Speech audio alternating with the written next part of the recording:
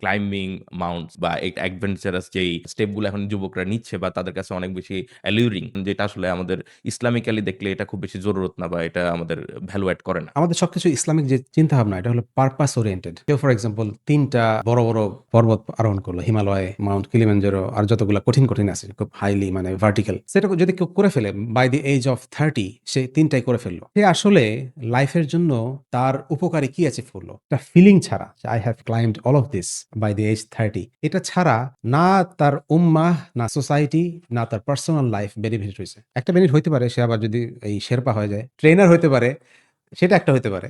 But other than this perspective থেকেই করলে সে আসলে কিছুই অ্যাচিভ করে নাই। সো এইজন্য বললাম যে ইসলামিক পার্সপেক্টিভ থেকে এই যে এই টাইপের প্যাশন খুব একটা প্রোডাক্টিভ না আরকি।